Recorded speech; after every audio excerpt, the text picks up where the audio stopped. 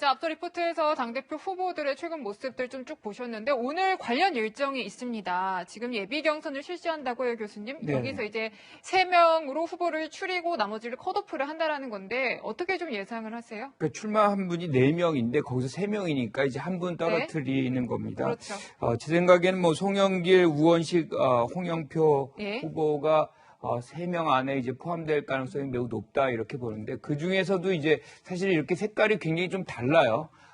지금 홍영표 의원 같은 경우는 사실상 친문으로 규정을 받고 있고 우원식 후보 같은 경우는 이제 민평 그러니까 전 김근태 의원의 어떤 계보에 속하는 운동권 의 후보 축이다 이렇게 볼고 송영길 후보도 뭐 당연히 운동을 했지만 지금의 계파에서는 속하는 측면이 좀 약하다 뭐 이렇게 얘기를 할 수가 있어요. 그런데 우리가 이 상황에서 뭐가 바로미터가 되냐면 지금 바로 어제 있었던 원내대표 경선을 한번 좀 보면은 확인이 됩니다. 네.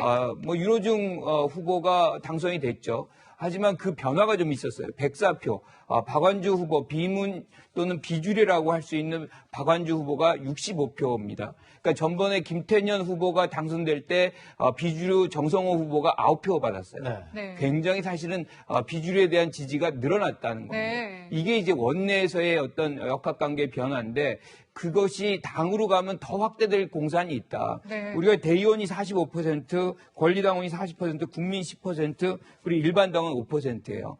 여기서 이제 권리당원이 친문에 많이 이렇게 포함이 돼 있다면 사실 이 대의원은 조금 다르거든요. 그래서 대의원을 누가 많이 모셔가느냐. 이 대의원의 지지를 누가 많이 받아가느냐가 결정적으로 이제 승패를 가른다 뭐 이렇게 생각이 좀 들기는 하지만 어쨌든 굉장히 백중세 어떤 경쟁이 이루어질 가능성이 있다 이렇게 봅니다. 네, 교수님도 이제 조심스럽게 말씀해 주셨지만 아직 결과가 나오지 않았기 때문이고요. 공정성을 위해서 한 분 더 나왔는데 원외 인사인 그 20대 전한도 용인시의회 의원도 같이 이렇게 토론회에 참여할 것이라는 점을 말씀드리겠습니다. 자, 이 상황에서 이제 뭐 당 대표는 뽑힐 거고요. 이 당 대표 나오기 전에 이 원내와 이 당을 이끌어갈 대표가 얼마 전에 뽑혔습니다. 자, 교수님께서 말씀해 주신 것처럼 윤호중 의원이 신임 원내대표에 올랐는데 그 취임 일성 한번 들어보고 가겠습니다. 개혁의 바퀴를 여기서 멈춰서는 안 됩니다. 속도 조절, 다음에 하자는 말 핑계일 뿐입니다. 지금 개혁하지 않으면 언제 하겠습니까? 검찰개혁, 언론개혁, 많은 국민들께서 염원하시는 개혁 입법을 흔들리지 않고 중단 없이 추진하겠습니다. 자, 변호사님 어떻게 보셨습니까? 이거 뭐 단결 원팀 강조하는 것 같습니다. 뭐 민생 뭐 중요할 수 있지만 개혁을 더 강조하는 이런 모습. 앞으로 어떻게 좀 예상하십니까? 행보에 대해서. 그리고 무엇보다도 이제 원내대표는 그 원내 상황에 대해서 어떤 생각을 갖고 있느냐가 중요한데요. 네. 이제 윤호중 원내대표는 기본적으로 법사위원장을 했었죠. 그 전에 사무총장도 2번 하고 청와대 이제 정책기획국장도 했었던 분인데요. 사실 사무총장 2번씩이나 하기 힘들어요. 특히 이제 21대 총선 때 사무총장을 했는데 그러면 뭐 지금 그 현역 의원들하고는 다 이렇게 현역 의원들의 신세를 적겠죠. 뭐 형식적으로든 실질적으로든 전화 사무총장하고 통화 한번 안 해보고 현역 의원 된 사람은 없을 겁니다. 네. 그랬을 텐데, 근데 법사위원장이 사실은 항상 야당에서 법사위원장을 하는데 여당 법사위원장은 거의 처음이었어요. 근데 이분이 여당 법사위원장을 할 때 아주 이례적이죠. 저는 거의 기억이 없는데 여당 법사위원장을 하면서 입법을 할 때 정말 입법 독주라는 표현이 이제 야당에서 나왔었고요. 그리고 좀 강경 발언을 많이 하셨어요. 우리가 성품이 온화할 거다 이렇게 했는데 법사위원장을 하면서는 사회자로서 모습이 아니라 어떤 당적의 소속이다 이런 부분을 좀 명확히 보였기 때문에 원내대표로서도 그렇게 크게 야당에서는 기대하기가 어렵지 않나. 근데 야당이 원내대표가 돼서 자리가 사람을 만들어서 협치를 하면 좋죠. 그걸 되게 바랄 텐데 이제 우려를 할 수밖에 없고요. 그리고 무엇보다도 원내 상황에 대해서 상임위원장 재협상 없다. 이렇게 얘기를 하고 있고요. 법사위원장도 뭐 야당에 줄 생각은 전혀 없는 것 같고 그러면 법사위원장에 뭐 정청래 의원설 이렇게 나오니까 야당에서는 이제 촉각을 곤두세우고 있고요.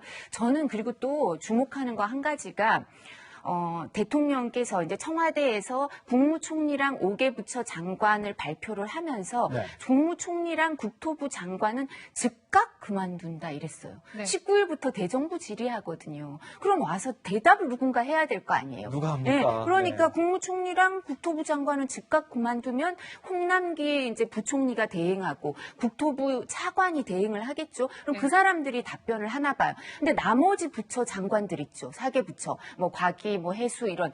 그럼 거기는 누가 오나요? 지금 장관들이 와서 답변을 하나요? 어떻게 되나요? 그러니까 이런 상황일 때 이게 처음 보는 거거든요. 저도 원내 대변인을 했었는데 그러면 원내 대표가 이 부분에 대해서 뭔가 얘기를 해줄 법해요. 협치를 하려고 하면 야당이 이거 처음 보는 상황이다 이러면 아 그래 이거는 이례적이니까 그냥 이 통일을 해야 된다. 뭐 즉각 그만둔다가 어딨냐. 업무가 인사청문회가 반드시 통과할지 알 수가 없는 거고 정세균 국무총리 그만두고 이제 김부겸 후보자도 뭐 신망이 높고 인망이 높은 분이지만 표결을 해야 되잖아요. 국회에서. 근데 어떻게 보장을 합니까? 즉각 그만두고 나면. 그러니까 이런 부분에 대해서 즉각 그만두는 게 아니라 대정부 질의 다 하고 그러고 나서 그만두면 되지 않냐 이런 얘기를 할 법한데 아직 말씀이 없는 것 같아요.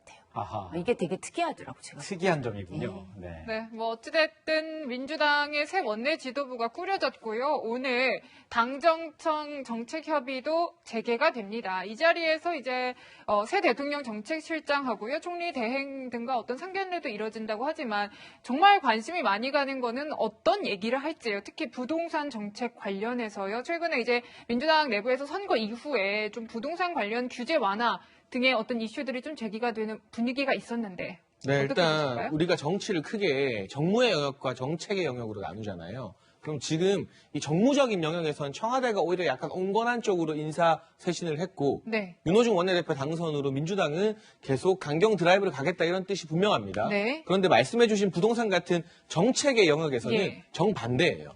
민주당이 조금 완화해야 된다. 대출 규제나 여러 가지 세액 부담 등이 국민들에게 너무 많이 전가되고 네. 있다. 그 결과 이번에 4.7 재보궐 민심으로 드러나는 것이 아니냐. 조금 온건한 성향을 지금 많이 이야기하고 있고 최고 강경파인 정청래 의원까지 종부세 완화 법안 낼 예정이라고 하거든요. 그런데 이상하게 정무적으로는 나름 온건한 쪽으로 인사를 한 청와대에서 정책적으로는 더 강경합니다. 내부적으로 이 종부세나 이 보유세 완화에 대해서는 아주 격렬하게 반대하고 있는 것으로 알려지고 있고 제가 앞서 말씀드린 것처럼 이호승 신임 정책실장이나 홍남기 부총리 같은 경우도 부동산 정책 기조 유지하겠다는 입장이 분명하거든요. 네. 그리고 또 한 가지 1년 전입니다. 지난 4월 총선이 끝나고 그 당시 총선을 진두지휘했던 이낙연 전 대표가 그때 이제 이낙연 선대위원장이었죠. 재산세 인하 기준을 6억에서 9억으로 올리겠다는 공약을 내고 총선 선거운동한 다음에 이거 들고 청와대 갔는데 청와대에서 쉽게 말하면 퇴짜를 맞았습니다. 그때 한번 청와대에서 국민들의 세액 부담을 낮춰줄 수 있는 기회가 있었는데 한번 퇴짜를 놓았는데 네. 이번에 제복을 졌다고 해서 바뀔 것인가?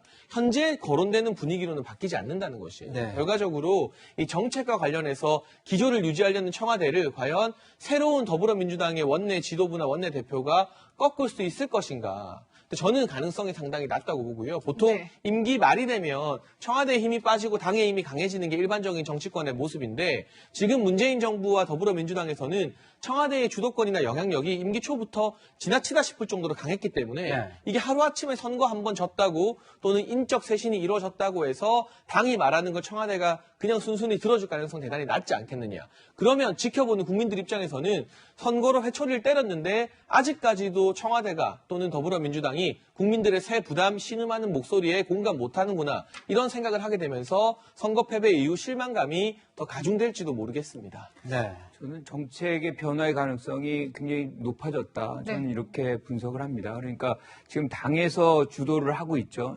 특히나 이번 재보선에서 나타난 민심은 부동산 가격의 안정화 그리고 세금 문제에 주목을 했거든요. 이 부분을 사실상 국민들의 어떤 뜻을 받들지 않는다면 다음 선거도 치르기 굉장히 어렵습니다. 지금부터는 대선 국면이고 당이 주도할 수밖에 없어요. 그런데 왜 그러면 이런 이 청와대나 뭐 정부에서 이렇게 기존의 어떤 유지를 하려고 하느냐? 이건 그냥 입장 차이예요. 지금 코로나 상황으로서 사실 정부 부채도 굉장히 늘어나고 있기 때문에 네. 기재부 같은 경우는 이 세금을 얼마나 거두느냐에 관심이 많거든요. 국토부 같은 경우도 마찬가지로 과표 이 정기적으로 이제 과표를 만들잖아요. 그것들을 얼마만큼 이제 실거래랑 준하게 하는지 그런 정책을 만들어가고 있는 과정 속에서 후퇴하기가 굉장히 쉽지 않거든요.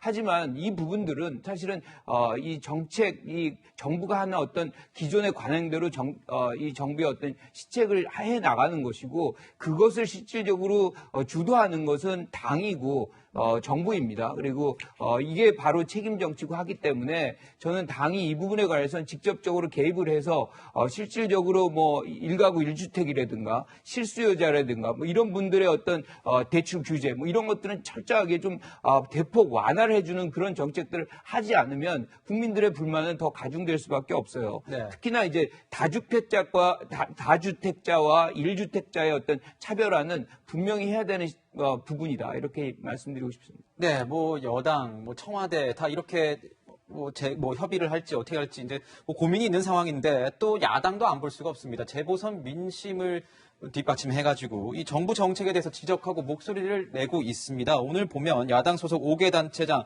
오늘 서울시에 모여서 이 부동산 정책과 관련된 이야기, 협의를 나눈다고 합니다. 이것에 대해서 여당이 어떤 목소리를 가질지 좀 지켜봐야 될 포인트인 것 같습니다.